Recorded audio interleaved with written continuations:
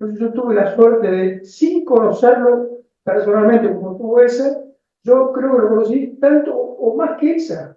¿Por qué? Porque lo leí tantas veces, marqué tantas cosas, ahí encontré una fuente de sabiduría plena para mí y para tratar de reflejar su pensamiento en la práctica. Él estuvo ausente desde el año 61, pero a partir de ese momento nadie se ocupó de seguirlo realmente. Hasta que en el 96, 97, de alguna manera, se empezó a hacer algo por esta causa que si no se iba a perder, se iba a ir en el olvido y no íbamos a tener ninguna posibilidad de un salto empresario y salto marino. Yo lo enfatizo por su gran cariño por la Armada y aparte por el respeto que hoy en la Armada hay por él, un gran reconocimiento pleno por sus ideas, por su actitud, por su ejemplo.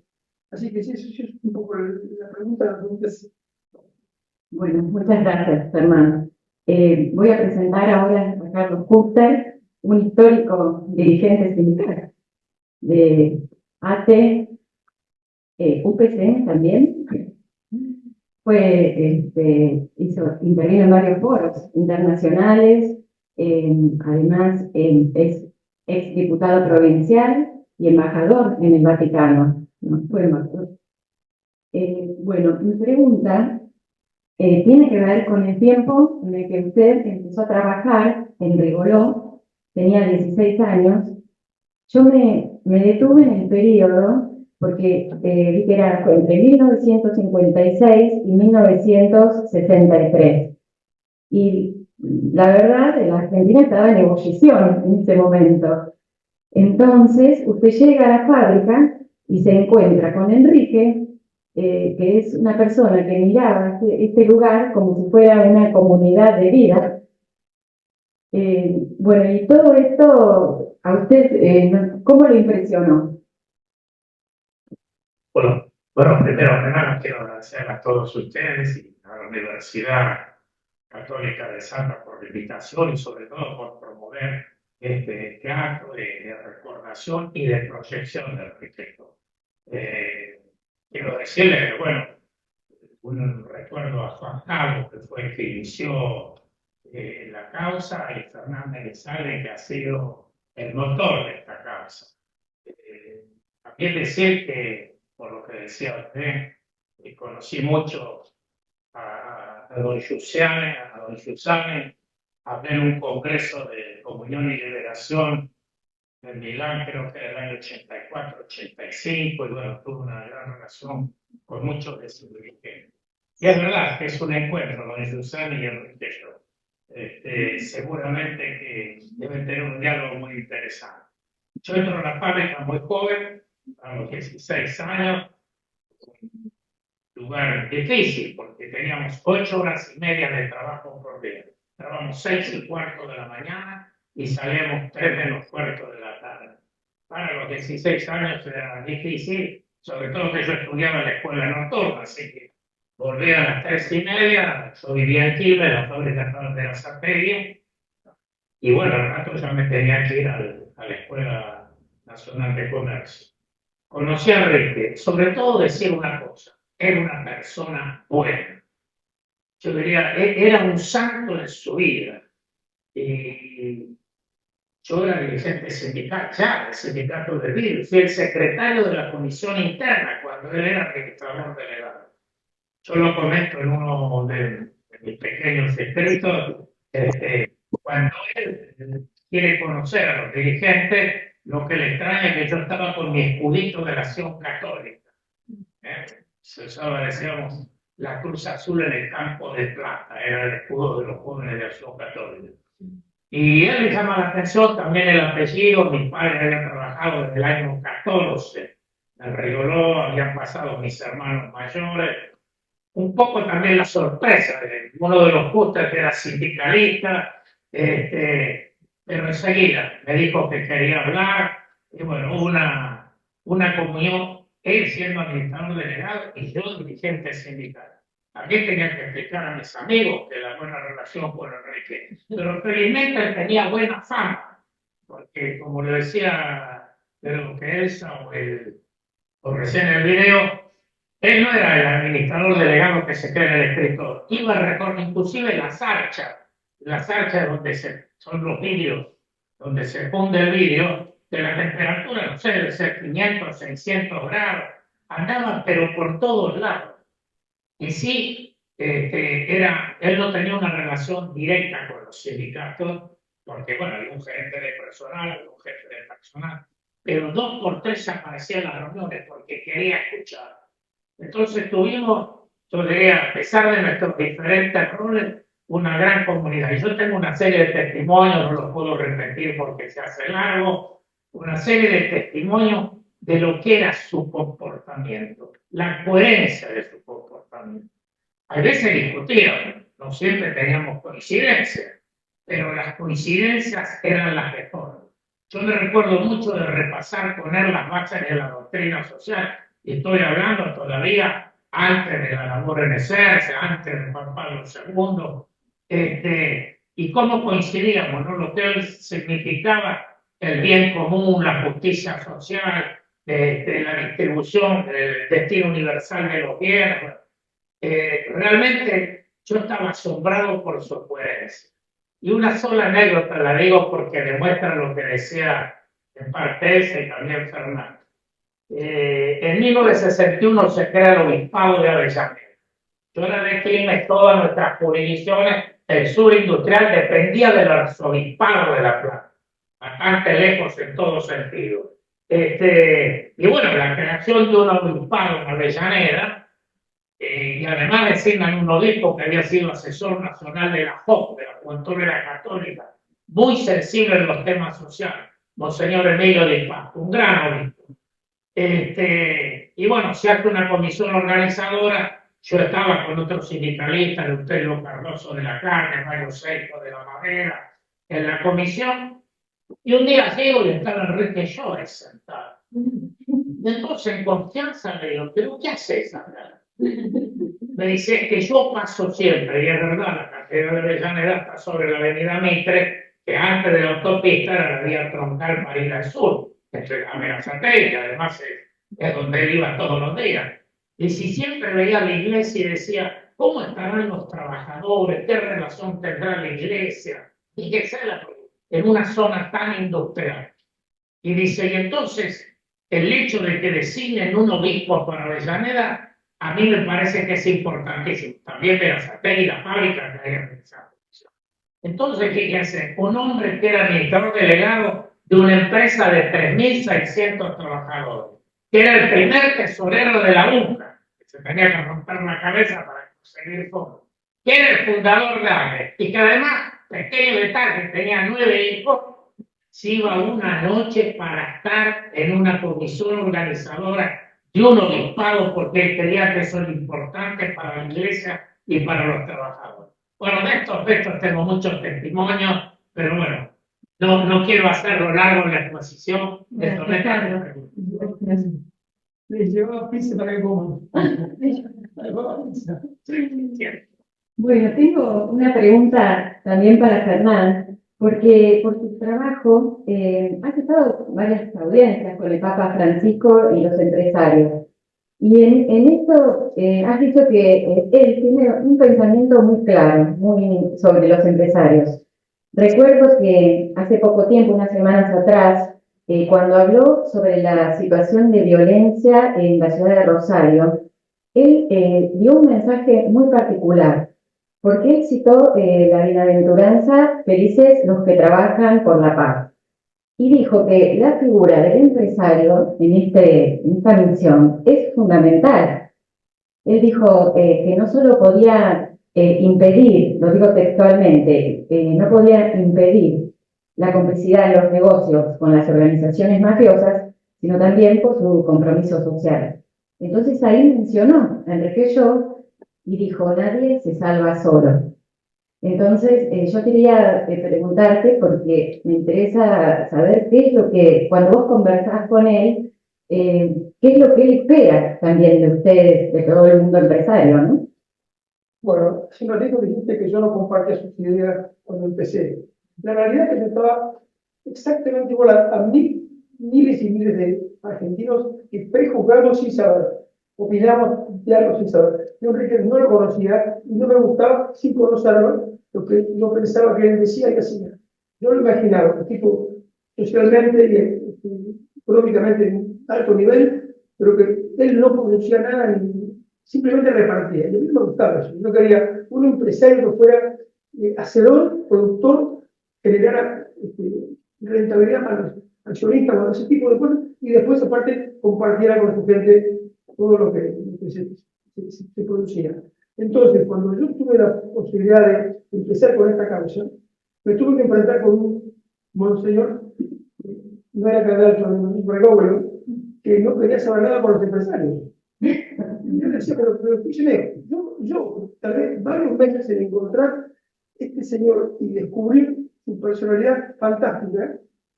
Usted me está diciendo que no le gustaba, pero usted qué sabe de este hombre.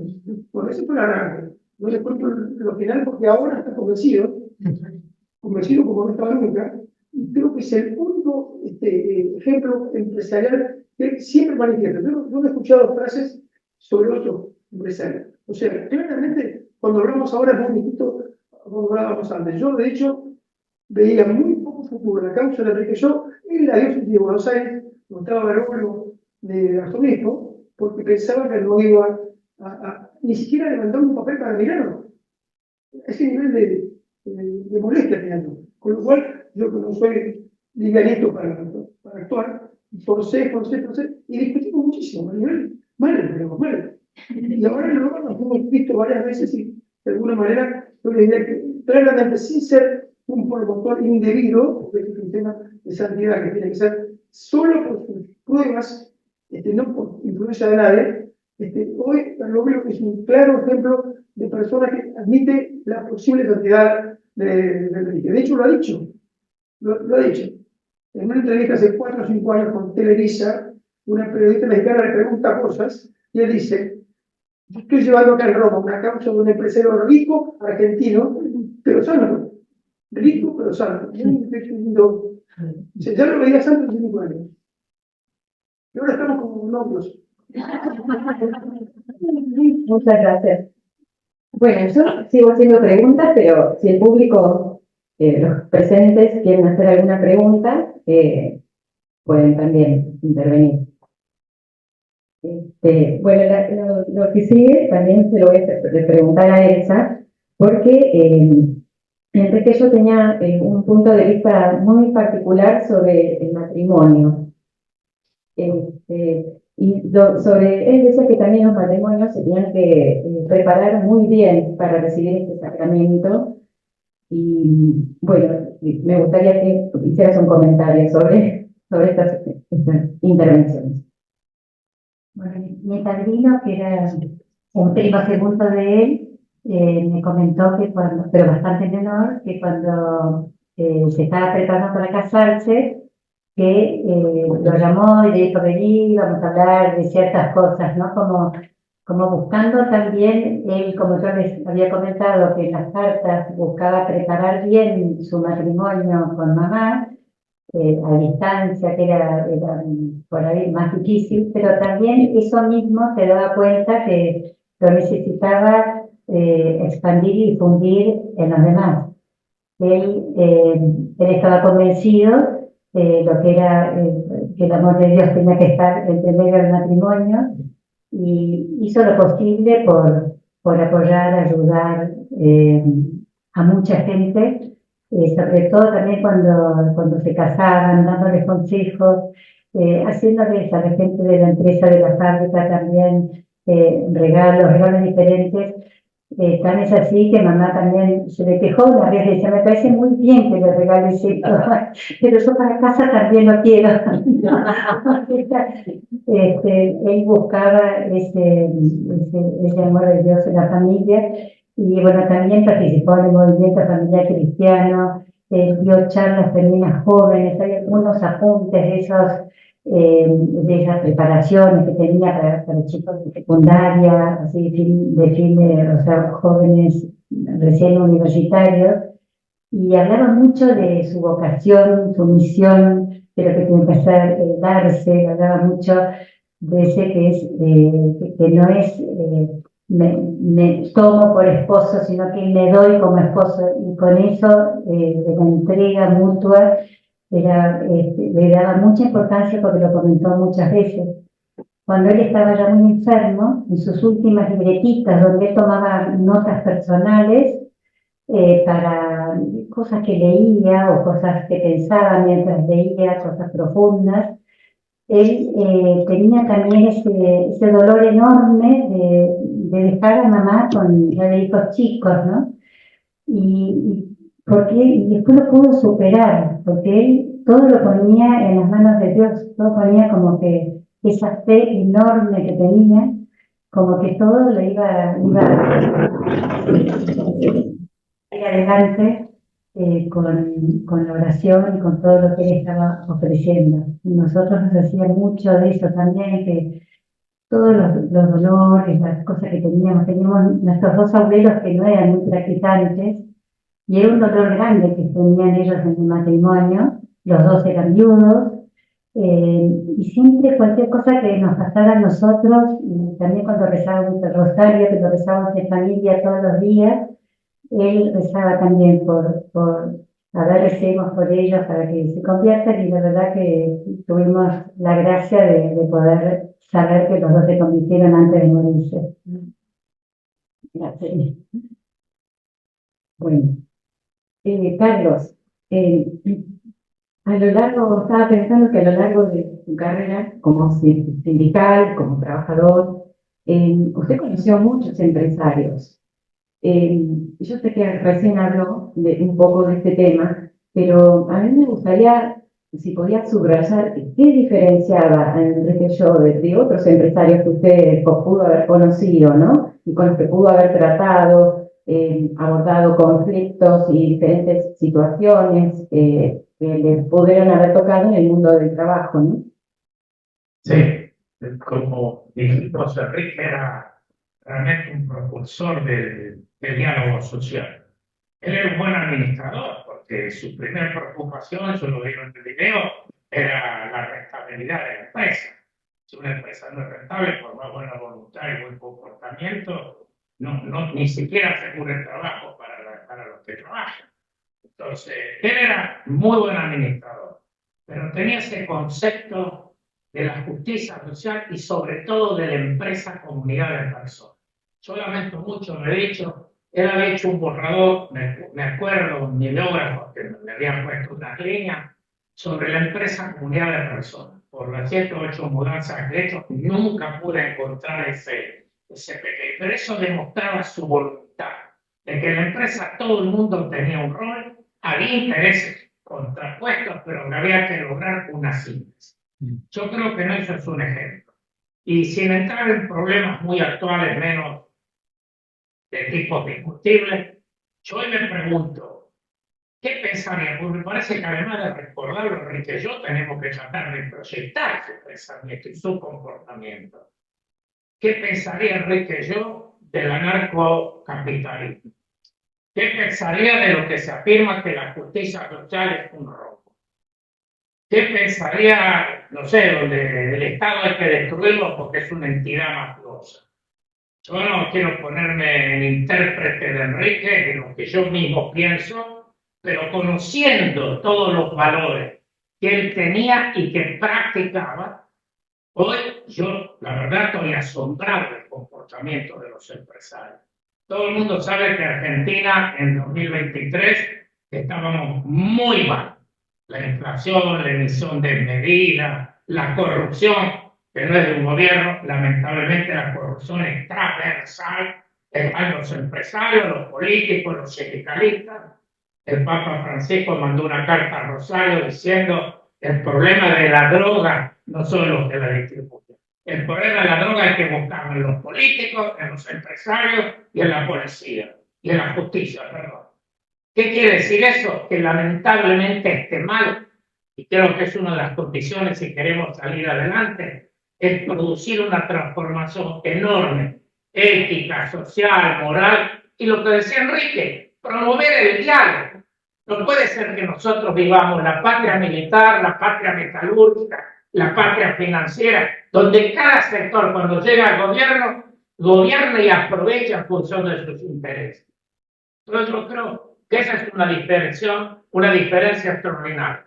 Yo le digo, estoy preocupado de ver que el empresariado argentino, que por supuesto muchas de estas políticas le sirven en función de sus beneficios, pero que no tengan la capacidad de ver la globalidad, inclusive, Fernán, de los empresarios cristianos, que no digan una palabra sobre los límites de esto que yo considero es una contradicción notable con el pensamiento de Enrique, que estamos en una universidad católica, con el pensamiento fundamental de la Iglesia, que no es solo Francisco, que ha sido muy severo con la sociedad capitalista. Ahí tengo la alegría del Evangelio, porque esto viene siendo dicho desde Pío XI en adelante, Pío XII, por supuesto Juan Pablo II, Juan XXIII. Bueno, cómo esta contradicción tan grande que hay, los empresarios cristianos están silenciados.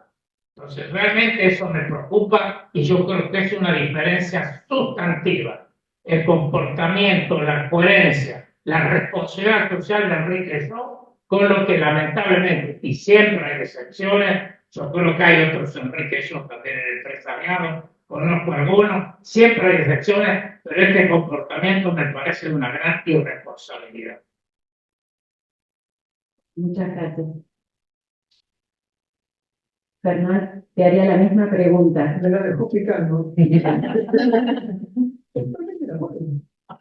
Totalmente de acuerdo. Yo por eso no participo mucho más de lo que participaba antes en AGRE. Me dedico a la reflexión. Yo quiero ver un AGRE activa, presente. Como decía el padre Moreno, en ese magnífico recuerdo que nos dejó y que no encontramos en ningún lado porque fue el recuerdo de Moledo, del padre Moledo, los dos últimos meses de vida de Enrique. Padre Moledo estaba permanentemente al lado de él. Y el padre Moledo consiguió una cantidad de información de esa charla con Enrique tan fantástica que, por ejemplo, dicen, si en AGRE no hay hombres, cuando dice hombres, con signo de eliminación, la AGRE no será la que tiene que ser, de acuerdo a lo que pensaba Enrique, y si cambia y tiene de eso, será lo que tiene que ser. AGRE tendría que ser la voz de este grupo de gente que menciona Carlos. Yo estoy totalmente de acuerdo. Yo no estoy en las grandes empresas, ahora estoy entre jubilado y una suerte de empresa más chica, pero claramente mi empresa es la empresa modelo chiquita de Enrique Sobería, sí o sí, no es tu tía. Comparto con el área. Gracias. Bueno, hay preguntas. Bueno.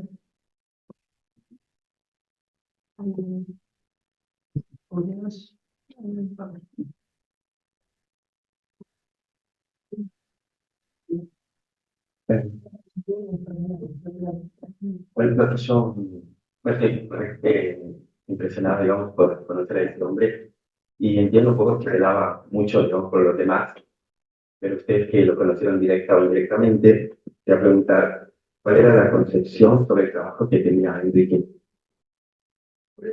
La concepción que tenía él sobre el trabajo. Bueno, Enrique tenía la suerte de ser un hombre que viajó muchísimo, y así como ustedes mencionaron este grupo de empresarios italianos, ya te los civilizantes que tenemos en el proceso, él tenía vinculación con la democracia social europea, con el Giorgio Lapida, con De Gasperi, con Schuman, con Adenauer, y estaba con ellos tratando de hacer una sociedad socialmente más madura, más responsable, y que por supuesto tuviera ganancias para el reparto posterior. La visión de Enrique era esa, una comunidad de vida donde todo el mundo estuviera contento, tranquilo, disfrutando del mandato divino de trabajar y el sustento generarlo con su trabajo. Enrique era el ejemplo clarísimo de que esto tenía que ser así, pero por supuesto ganando dinero, y él ganaba dinero, sus empresas todas siempre ganaban dinero. Si vale el ejemplo, creo que Carlos no lo mencionó, pero cuando murió Enrique, Rigoló cambió, se fue Enrique y se fue la idea de Enrique. O sea, los empresarios que siguieron eran otro tipo de personas. Y con esto quiero decir que empezaron otra visión de empresa, y, bueno, echar, en fin, una serie de cosas que no viene al caso por cualquier tiempo. Pero Enrique siempre decía, trabajemos de una manera tal que la gente esté contenta. Y eso claramente lo aprendí no solamente en Harvard, claramente significa que una persona en ese ámbito, si trabaja como corresponde, la gente está contenta, la gente produce más. Es muy eficiente el trabajo en un ambiente de ese nivel sumamente positivo. Muy importante su vida en la Marina, el paso de él en la Marina, que fue un tema donde él aprendió. El buque es el lugar, ese ámbito chico, donde claramente si todos se pelean, el barco llega a usted o se va a chocar contra las rocas. Pero si todos se ponen de acuerdo y empujan para el mismo lado, o trabajan unidos en la misma misión, y el capitán, si tiene que estar en el mando, se hace respetar con lo corresponde. Por eso, sin lugar a dudas. No sé si te he respondido. ¿Sí?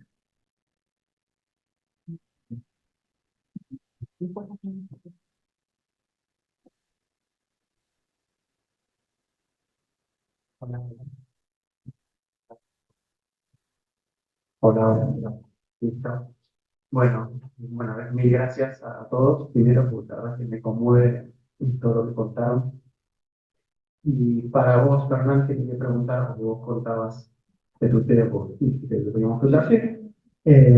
Vos contaste que inicialmente tomaste bueno, esta causa de una persona que a priori no te interesaba, digamos, o no tendría quizás la forma de ver la vida laboral o empresaria que vos tenías, y de repente te encontraste con algo y empezaste a ver algo de su vida, ¿no? Y algo, digo, cambió en vos, y un poco la pregunta es si vos recordás qué evento, qué cosa viste de él que te haya impactado, ¿no? Que te haya atraído, ¿no? Que haya sido algo interesante que te haya atraído para vos decidir, che, esto me parece interesante para proponer a otros de su persona, para tu persona. Bueno, te agradezco la pregunta porque es que para aclararte que yo no pensaba mal de esa persona, sino que yo cuando empiezo, porque me piden que me metan, era porque yo estaba sin trabajo, entonces me piden en algo que me dedique al Congreso Mundial de Empresarios Cristianos de todo el mundo, un IAPAC que se hacía en Buenos Aires en el año 2001. Entonces esta persona a mí me molestaba, ¿por qué? Porque era una persona grande, mayor, que no sabía de las causas, no sabía de derecho, no era canonista, ojo, yo tampoco era, pero la verdad que yo con él no aprendía nada, así que era un cariño tratando de, bueno, ahora déjame hacer lo mío, que es otra cosa. Pero él muere al poco tiempo, que era, de alguna manera, él me decía que iba a pasar, que yo no le creía, como debe ser, como argentino no le crees a las personas, así que cuando pasó, se murió, yo empecé a sentir como que este hombre me dejaba un mensaje, que después me lo dijeron, que era que él, ya muriéndose, me dejó dicho que yo tenía que ser sumamente interesante porque Dios se lo había dicho. Repito, a él Dios se le había dicho que yo tenía que ser un reemplazante. Y yo estaba en la etapa donde tenía que levantar la imagen que yo tenía, o conocerlo a Enrique yo un poco más, porque la verdad que yo, ¿cómo iba a ser un proceso de canalización de alguien que yo no conocía? Antes de ese momento de tener un aliado muy importante, que en ese momento era simple sacerdote, que se llamaba Mario Porni, que después fue por Buenos Aires.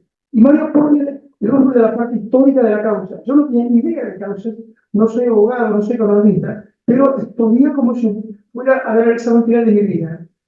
Me leí todo, marqué páginas y por el lado.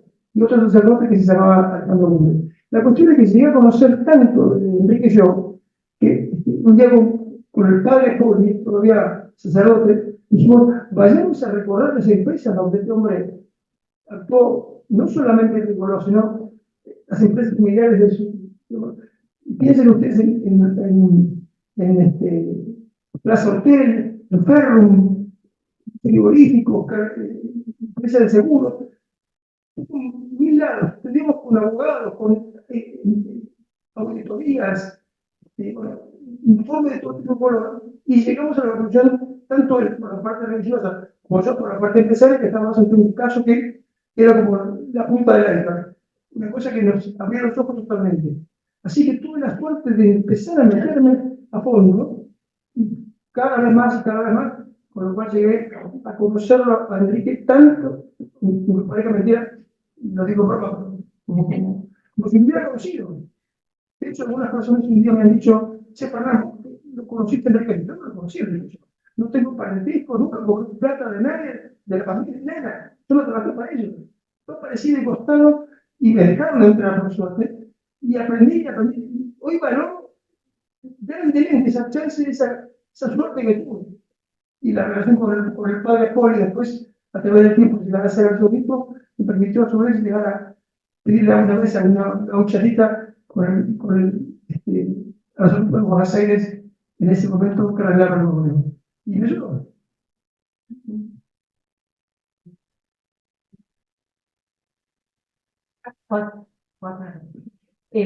Bueno, gracias por todo lo que están compartiéndonos. Y me surgía cuando los escuchaba dos preguntas. Una para Elsa, cuando contabas de tu papá, de cómo llegaba a tu casa, o de cómo lo trataba, o de cómo estaba atento simplemente, ¿no? Que eso ya es como, es extraordinario. Y me preguntaba si vos tenés en tu visión, digamos, de chica, si podés identificar dónde descansaba él, o sea, dónde se nutría, qué vínculos lo hacían tener esa fuerza, o qué vínculos nutrían su fe porque parece inagotable lo que vos describís. Muy impresionante, pero pienso que todo eso se nutría de su vida interior. O sea, él empezaba el día a las 7 de la mañana, iba casi siempre a misa cerca de casa, bueno, rezaba el rosario. Las secretarias suyas contaban que varias dieron testimonio, entonces que por ahí tenía una reunión y decía, por favor, reza una Ave María. A veces decía, a veces dos, otras veces decía, un rosario, por favor. Y después también, porque a veces estaba en la fábrica, a veces estaba en la empresa que está ahí cerca de la Facultad de Ingeniería, y entonces decía, la llamaba por teléfono y decía, muchas gracias, salió bien la reunión. Pero con toda seguridad que era esa comunión, eso, a nosotros también cómo nos preparaba después cuando comunicábamos, que él quería, la comunión era diferente, no era en fila, ¿no? Cuando yo era chica, sino que se ponía todo hacia adelante en el comulgatorio, se llamaban, entonces nos arrodillábamos, bueno. Y él esperaba que fuera al final, que pasara toda la gente, y después quería que la familia rezara unida, no solo el rosario, sino que también la comunión. Entonces al final íbamos todos juntos. Y después nos agarraba así, ¿no? De brazos, que estaban ahí al lado, nos abrazaba y nos hacía, él ponía como si él fuera uno de nosotros hablando de Jesús. Y la verdad que yo tengo ese recuerdo, y bueno, ahí le daban rodillas, no le daban rodillas, un poco así, pero cuando uno entra a alquilar, adelante a la derecha hay un crucifijo muy grande, y él con qué piedad miraba eso.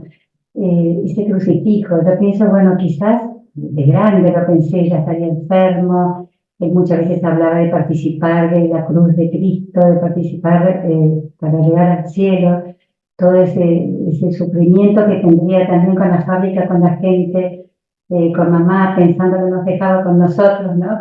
Uno se imagina, bueno, todo eso, eso le llenaba la vida y le daba toda esa fuerza, porque en verdad no llegaba a casa y se sentaba a leer el diario. Y mismo, por ejemplo, los fines de semana, si estaba leyendo y estábamos nosotros ahí alrededor, algunos se le acercaba a decirle algo, él dejaba inmediatamente, no es que no me molesten, yo soy una persona importante, déjenme, estoy estudiando, no, y siempre estaba pendiente con nosotros. Y con mamá era una cosa así, muy, muy impresionante, o sea que mamá también pasó épocas de enfermedades, que estaba también con depresiones, y hasta dijo, cuando ya se le pasó una depresión muy fuerte que tuvo, yo no había nacido, mi papá le dijo, bueno, está bueno que hayamos pasado por esto, que lo hayamos podido superar, porque así vamos a comprender a la gente que tiene este tipo de enfermedades, ¿no? Bueno, Después nació una hermana mía, le puso el nombre del médico que lo ayudó a curar, quiero decir, fue fuerte, pero cómo buscaba siempre ese apoyo en Dios. Gracias.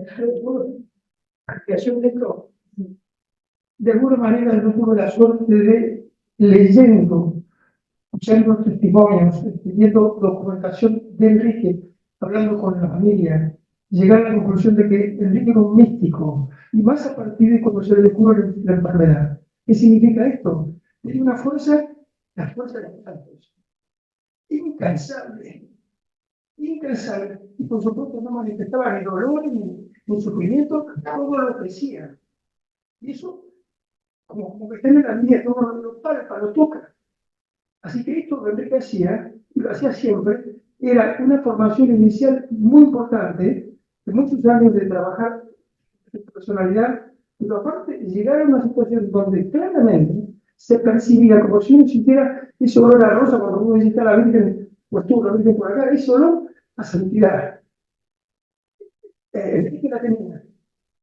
Y el que lo percibe es el que tiene la suerte de conocerlo a fondo. No, yo un libro que dice, bueno, conozco a Enrique. Conocer a Enrique es cierto, pero si lo puedes llegar a conocer más a fondo, vas a llegar a sentir ese olor a santidad.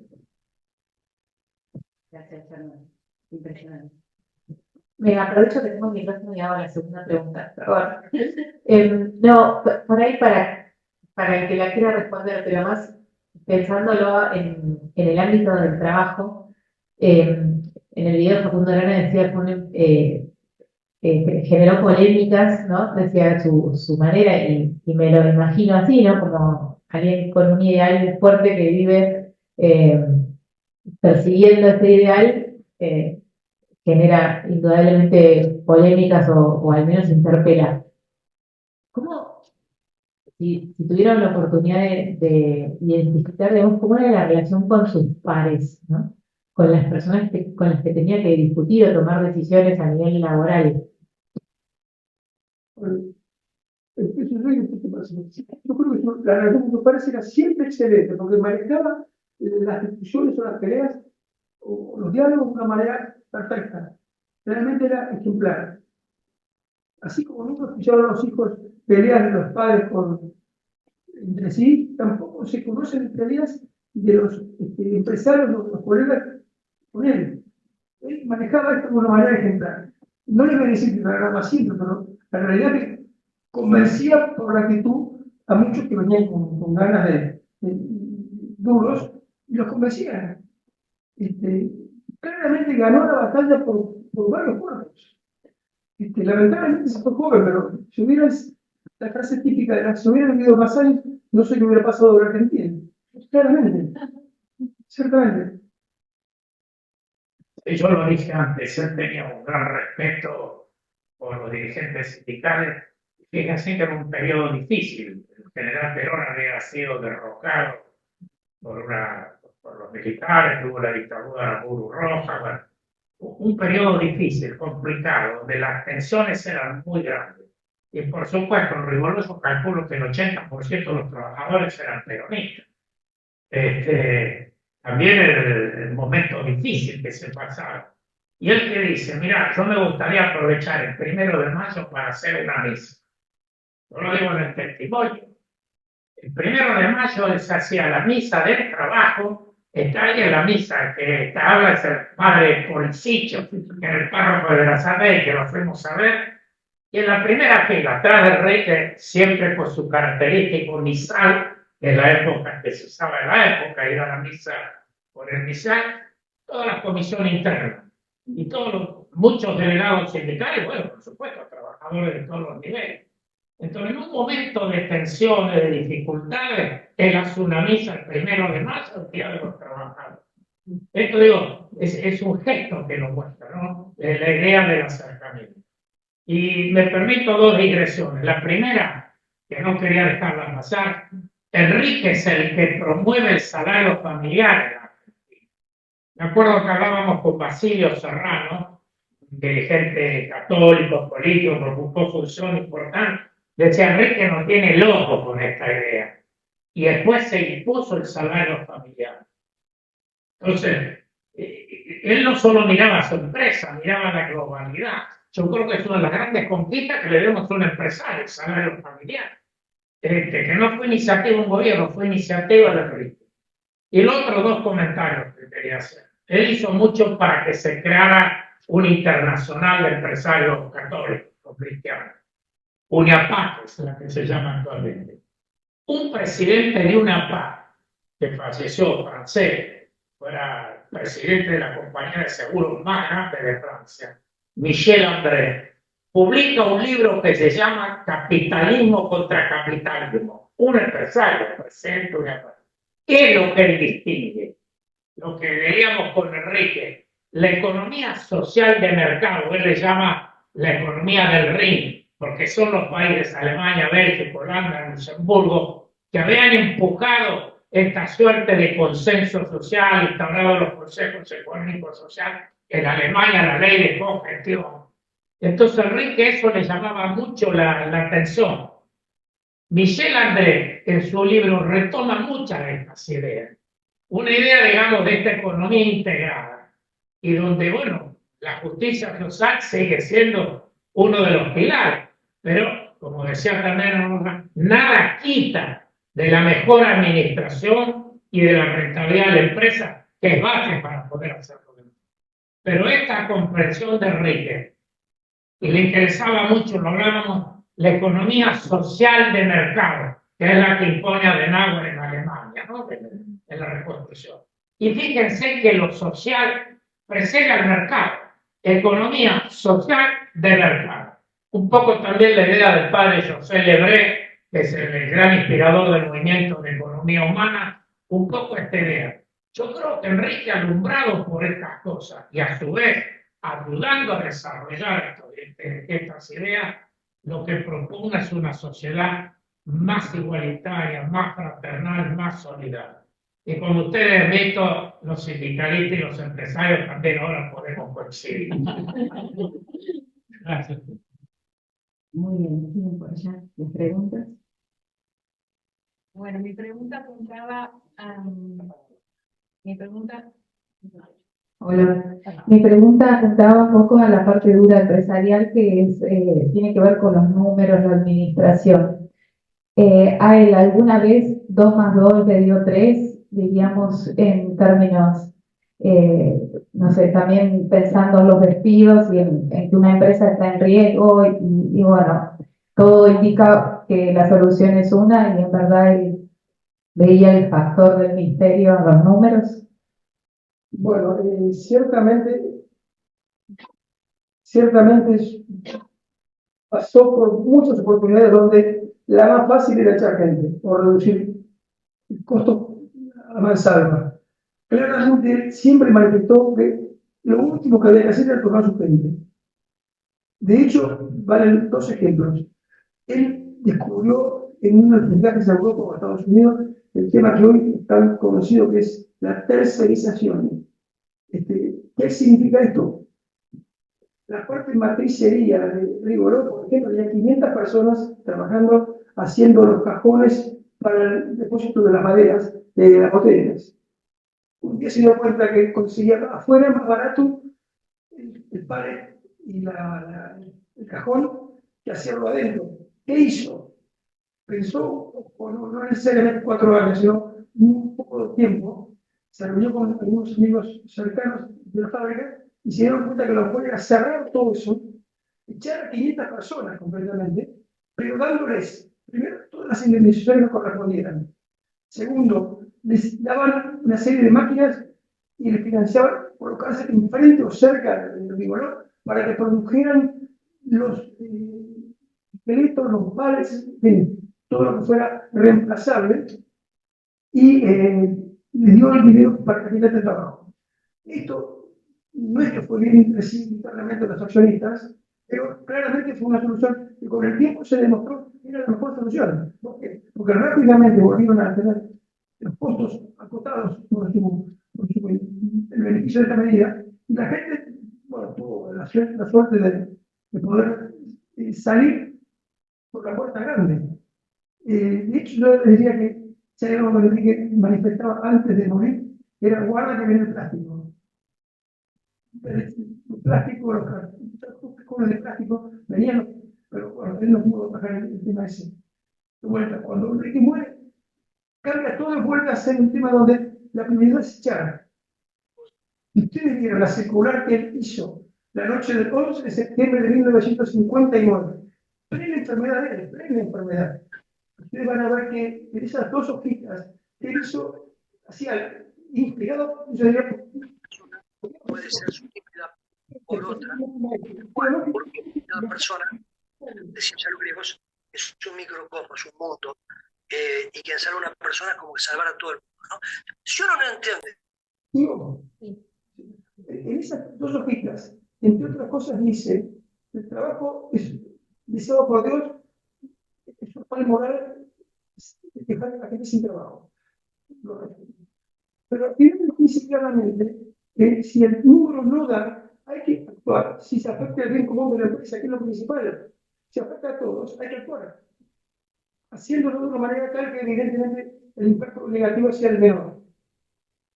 Él se va en algún momento ya muy enfermo, se va a Estados Unidos a pelear a Corning Glass, la empresa que ya era accionista importante de Trigoro, se va a pelear la permanencia de la gente y propone un plan de trabajo para una época de usted, Coca-Cola, Pepsi-Cola, cervecería aquí, no sé qué otra más, todas se presentan en convocatoria por la crisis que había en ese momento. Entonces, no había pedido para nuevas botellas y las deudas que tenían con Rigolón no se las pagaban. Entonces, achiquen. Y dice: no, primero, porque vamos a recuperar seguramente muy pronto. Segundo, porque esto es personas que no son seres humanos, pero no los puedo tomar como el primer culpable de todo esto y echarlo. Y tercero, es muy importante, como empresario, no pensar que esta gente tiene que estar acá adentro cuando se reactive la actividad. ¿Por qué? Porque son especialistas, no son mano de obra comunes, especialistas sopladores de vidrio. ¿Cómo es un soplador de vidrio cuando no hay? Bueno, esto lo pensaba Enrique, en esa mente que actuaba así rapidísimamente y enfrentaba todas las cuestiones de molestias y se ponía firme, como buen militar que era, se ponía firme, paraba las broncas, como debe ser. Y en Estados Unidos me tocó hablar con un señor, permanentemente en contacto con él, se llamaba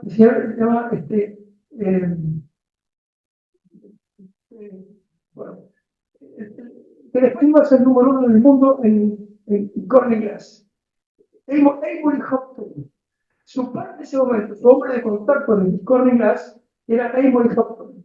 Avery Hopton fue el que recibe su plan de trabajo, su propuesta para que no se cierre, no se eche gente rápidamente, y le aprueba el plan. Entonces le dice: y te dejo que puedas perder en este tiempo que se haga tu plan tanto dinero y te permito que puedas evitar el tema de giros hasta tanto se cumpla en 90 días el plazo que te doy para que apruebes. Pues se permite tu plan. ¿Y lo que pasó? Pues con Rosario y Padre Nuestro del Porteño, antes de que llegara ese plazo y antes de que se llegara al monto, la empresa retoma la actividad. Entonces, todos contentos, todos felices, aquí no pasaba nada, pero se había gastado menos, se había perdido menos plata de la que estaba autorizada, con lo cual Enrique, ¿qué puede llegar a ser? Imagínense, el superempresario Harvard, ¿qué pudo haber dicho Enrique? Repartamos la ganancia, porque él la miraba como que, en vez de perder, ganamos plata. Repartamos la ganancia y por la gente. ¿Se entiende el punto? Es distinto a lo que pasó ahí. Por eso, tener la posibilidad de meterse, sumergirse en la riqueza del riquezón, es parte de lo que yo digo, es muy importante conocerlo. Perdón. Bueno, no, gracias. Una última pregunta. Muy corto, ya está. Gracias. Hola. Fernando, gracias por haber contado la estrategia que tuvo en aquella oportunidad. Esto funciona muy bien. Bueno, gracias por haber compartido esta estrategia, porque justo era lo que le iba a pedir y la podía compartir, porque me hace ver que es un hombre con un conocimiento, una mirada frente a las cosas reveladora. Y en eso pregunto a la hija, ¿cómo era él? Porque esto se va forjando a lo largo de la vida, ¿no? Una persona así. Entonces digo, ¿cómo era él, por ejemplo, como estudiante? ¿Y cómo era un padre de estudiantes? ¿Qué les decía? Porque ella es la cuarta. Los hermanos más grandes has tenido también que ya estaban haciendo sus últimos años. ¿Qué veías en él cuando les enseñaba cómo debían estudiar? No es que nos acompañara en el estudio, pero él le daba muchísima importancia, él se forjó a sí mismo, leía un montón, leía muchas biografías, porque eso decía, ya desde muy joven, ¿no? Porque decía que eso le daba muchas ideas para formarse bien, y después en algún momento dijo como que la Biblia era la mejor biografía que se podía leer. Y con nosotros nos fomentaron mucho la lectura, no estaba en sí, a ver, hacer los deberes, esas cosas, no, pero nos fomentó mucho la lectura y después, a ver, ¿cómo me habías preguntado? El conocimiento. No, bueno, acá también lo dijeron que fue el primer tesorero de la UCA. Hay que ser tesorero de una ONG o fundación que da pura pérdida, ¿no? Y estaba tan entusiasmado con eso que él decía que quería que fuera gratis, ¿no? Fue imposible hacerlo así gratis, y bueno, a pesar de todas las becas que dan, pero le daba mucha importancia a la educación. Y tuvo la alegría de que mi hermano mayor, cuando ya el último año, que papá ya estaba enfermo, bueno, él entró en ingeniería en la UCA cuando estaba muy lista, en el año 62. Y después colaboró con escuelas, o sea, él le daba mucha importancia a la educación. Bueno, yo quería cerrar, pero quería preguntarle una última cosa a Fernán sobre su fama de santidad. ¿Cuándo comenzó esta proyección, ¿no? Y algo querían decir sobre esto. Bueno, el tema de la fama de santidad es uno de los dos requisitos fundamentales para un proceso de canonización. O sea, una persona que muere en fama de santidad es alguien que de alguna manera puede ser llevado a un proceso en la iglesia para evaluar su vida. En el caso de Enrique, no solamente tenía fama de santidad de morir, sino que después se fue incrementando, cosa que es fundamental que se aumente. Y hoy en día tiene fama de santidad por todos lados. Aparte de esto, bueno, por supuesto, la forma que vivió su vida, es necesario tener una vida heroica. Las virtudes vivirlas de una manera heroica. ¿Qué significa esto? Bueno, son pruebas y pruebas, porque la santidad no es gratuita ni es fácil, sino que es sacrificada y dura. Todo esto de alguna manera no está representado en llegar tarde a casa y encontrarse con los hijos, sino en sufrir permanentemente por lo que ve y por lo que pasa. Y él claramente, sin decirlo, lo llevaba puesto adentro. Y si vale el ejemplo para dramatizarlo un poco, creo que el tema de su enfermedad es claramente una prueba clara de su permanente esfuerzo por ser un ejemplo. Piensen ustedes que él se entera de su enfermedad, año 1957 aproximadamente, él se da cuenta que se muere joven. ¿Y qué decide hacer? Decide sufrir, con todas las letras. No tomaba remedios ni calmantes, o generalmente no tomaba, algo que lo obligaran, no tenía muestras de dolores externos, algo muy notorio. Poca gente se daba cuenta que estaba sufriendo, salvo su familia o su mujer, quizás, pero muy poca gente se daba cuenta. No era el enfermo tirado en la cama que se queja. Él estaba permanentemente como si no pasara nada, sufriendo, padeciendo dolores. De hecho, piensen ustedes que él, insisto, no tomaba calmantes. Más de una vez estaba en algún lugar y la gente dice: ¿qué le pasa? ¿Por qué estás con esa cara? Estaba con dolores de cáncer terrorífico que conocemos, pero estaba sufriendo calladito la boca. Con lo cual yo diría que el sufrimiento de Enrique es un sufrimiento místico, que claramente da para demostrar que la fama de santidad estaba, pero aparte estaba la forma de hoy de vivir la vida de Cristo. Lamentablemente se murió joven. Bueno. Muchísimas gracias, Fernando. Bueno, miren, para terminar y cerrar este encuentro, Como verán, me emociona un poco. quería explicar por qué elegí una vocación, un destino, como título de este encuentro. Fue tomado de una expresión que él dio en un salón, en el salón de actos del Colegio La Salle. Cuando ya siendo un empresario consolidado, los hermanos de La Salle lo invitan a hablar al auditorio. Había más de 700 alumnos, padres, docentes. Entonces, el tema de la conferencia era: el cristiano como bautizado es parte de la iglesia. Entonces, él dijo ahí que entre nosotros no puede haber confusión y pensar en la iglesia solo como jerarquía. Él dijo: la iglesia es el pueblo de Dios, es decir, todos nosotros. Y Dios a todos nosotros nos ha dado una vocación, nos ha dado un destino y nos ha dado condiciones para que seamos también enviados, como los apóstoles, a evangelizar el mundo.